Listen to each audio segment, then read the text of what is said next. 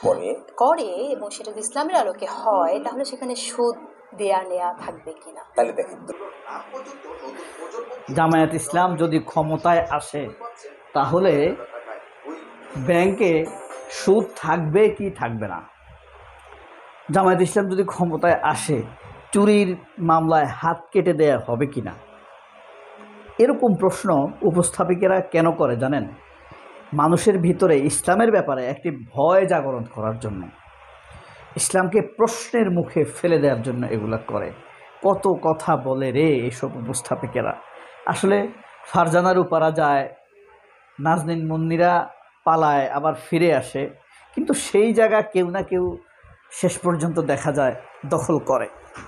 এটা হলো আসলে আমাদের নিয়তি। হাসিনা যায়, সেই জায়গা দখল করে মির্জা ফখরুলেরা, তারপরে আসাদুজ্জামান কামাল যায়, সালাউদ্দিন আহমেদরা আবার সেই জায়গা দখল করে। অত্যাচারের জায়গায় কেউ না কেউ অ্যাক্ট করেই। এটা পৃথিবীর পুরানা নিয়ম, আমরা যেটা দেখে আসছি। যাই হোক, আপনি গতকাল অর্থাৎ 6 অক্টোবর একটি গুরুত্বপূর্ণ ঘটনা ঘটেছে 2019 সালে। সেটা হলো শহীদ আবরার ফাহাদকে পিটিয়ে হত্যা করা হয়েছে। গতকাল শহীদ আবরার ফাহাদের মৃত্যু দিবস গিয়েছে। আজকে এটা নিয়ে অনেক সিম্পোজিয়াম হবে। আরেকটি ঘটনা ঘটেছে, সেটি হলো ভারতের পররাষ্ট্র সচিব বিক্রম মিশ্র সে বলেছে বাংলাদেশের নির্বাচনের আন্তর্জাতিক স্বীকৃতি দরকার, নইলে নির্বাচন সুন্দর হবে না।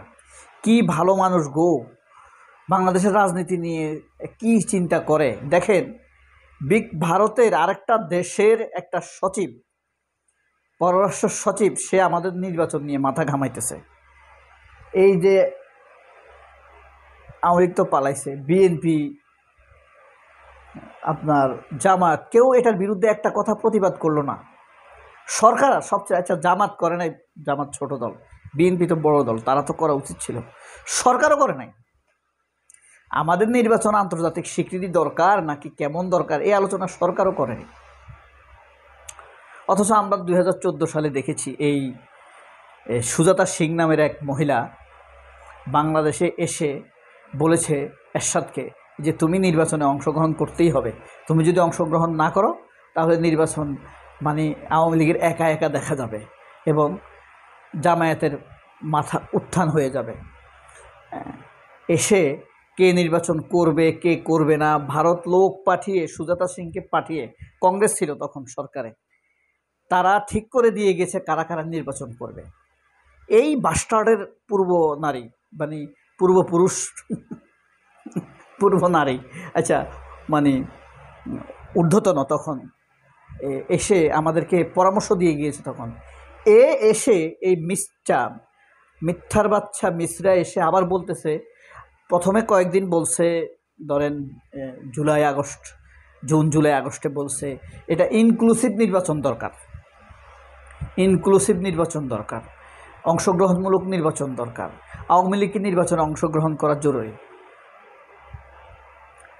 এখন যখন আওয়ামী লীগ সন্ত্রাসী প্রমাণিত হতে যাচ্ছে, তখন সে বলতেছে যে একটা আন্তর্জাতিক স্বীকৃতি, তোর ভারতের মতো শুয়োরেরা যদি স্বীকৃতি না দেয় তাহলে আমাদের কি আসে যায়। একটা সংখ্যালঘু মানবাধিকার লঙ্ঘনকারী দেশ, মানবাধিকার লঙ্ঘনকারী সরকার, মানবাধিকার লঙ্ঘনকারী দেশের সর্বোচ্চ মানবাধিকার লঙ্ঘনকারী সরকারের এই পররাষ্ট্র মুখপাত্র হইল বিক্রম মিথ্যা।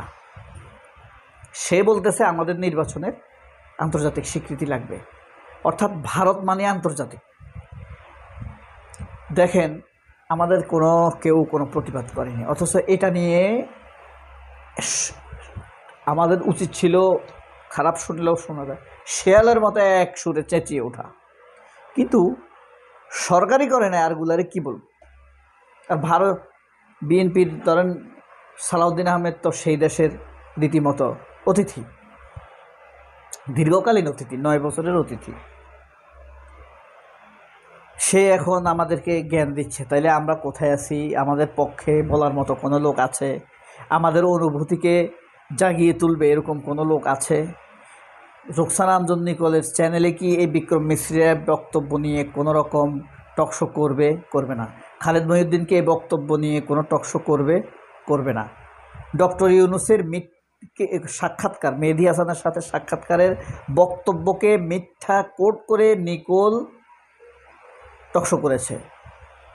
অথচ দেখেন, দেশের সমগ্র দেশকে প্রশ্নবিদ্ধ করার জন্য ভারতে এগিয়ে আসছে, আন্তর্জাতিকভাবে আমাদের নির্বাচনকে প্রশ্নবিদ্ধ করার জন্য তারা গ্রাউন্ড তৈরি করছে। নিকোলের কোনো টকশো আছে?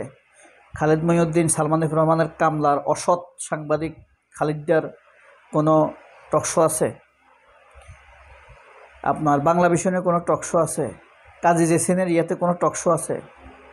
আপনার ফ্রন্ট লাইন বা ফ্রড লাইন মতিউর রহমানের ফ্রড লাইনের সংবাদপত্র কোনো টকশো আছে? মতিউর রহমানের কোনো কলাম আছে? অথচ সে সুযোগ পাইলে মিথ্যা কথা লেখে। কোন লেভেলের এটা? চ্যানেল আইতে জিল্লুর রহমানের কোনো টকশো আছে? এসএ টিভিতে আছে, দেশ টিভিতে আছে। কে বলবে মানুষের? অথচ মানুষ চায় ভারতের মিথ্যা কথার প্রতিবাদ হোক, অন্যায় আবদারের প্রতিবাদ হোক। এই দেশের সব মানুষ চায়, কিন্তু মিডিয়াতে এই ব্যাপারে কোনো বক্তব্য আসছে? কোনো টকশো নাই, কোনো প্রতিবাদ নাই। তাহলে আমাদের কথা মিডিয়াতে নাই। মিডিয়াতে আছে কার কথা? ভারতের কথা, আওয়ামী লীগের কথা। আওয়ামী লীগকে কীভাবে নির্বাচনে আনা যায়, আওয়ামী লীগের অপরাধগুলোকে কীভাবে ঢেকে রাখা যায়, সেই কথা তারা মিডিয়াতে এনে মিথ্যা বাইনারি ছড়ায়। আমি নিকোলকে দেখলাম পরশু টকশো করতে, যে ডক্টর ইউনূস ক্ষমতায় 50 বছর, আরও 50 বছর শিরোনাম দিয়ে সে টকশো করেছে। বুঝতে পারছেন কোন লেভেলের মিথ্যা প্রপাগান্ডা তারা ছড়ায়? আন্তর্জাতিক স্বীকৃতি মানে ভারত স্বীকৃতি না দিলে ভারতের এখন ফকিরের অবস্থায় আছে আন্তর্জাতিকভাবে, তাই না? হ্যাঁ, চালাকি শিক্ষা তারা। হ্যাঁ, তারপরে তারা আপনার মানে ইনক্লুসিভ ইলেকশন চায় তারা। তারপরে মির্জাফর তো আছে, ওয়াকার তো আছেই, আছে না? আমাদের আসলে নতুন স্বীকৃত মির্জাফর 1757 সালের পরে আমরা আরেকটা মির্জাফর পেয়েছি 1757 সালের পর, সেটা হইল ওয়াকার। ওয়াকার আমাদের সেনাপ্রধান না ভাই, কান্না করে বললেও লাভ হবে না। সে তার ইচ্ছা মতো ইন্ডিয়া যায়, দেখা করে, সে হাসিনাকে ফিরে আনতে চায়। তো মানুষের পালসের কথা বলছে কোথায়? সে তার সেনাবাহিনীকে বলে লাউড অ্যান্ড ক্লিয়ার তার সেনাবাহিনীদের বিচার হওয়া ঠিক হবে না, এটা তার খারাপ লাগবে। মানে আওয়ামী লীগের সেনা কর্মকর্তা যারা, অথচ 57 জন সেনা অফিসারকে মেরে ফেলছে, সে সেখানে ডিউটি করছে, তখন তার সহ্য হয়েছে। এটা হলো আহত শিয়াল। ভারত এখন আহত শিয়াল। ওয়াকার মানসিকভাবে আহত শিয়াল। নির্বাচিত সরকারকে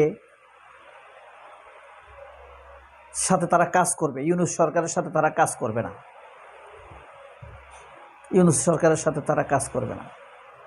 অথচ আমাদের খুনি, আমাদেরকে যারা খুন করেছে, হত্যা করেছে, 40,000কে আহত করেছে, তাকে আশ্রয় দিয়ে বসে আছে। আবার কিছু বাস্টার্ড বলে ভারত আমাদের বন্ধু। যাই হোক, দুঃখ। সবাই অনেক ভালো থাকবেন। আল্লাহ হাফেজ, সালামু আলাইকুম।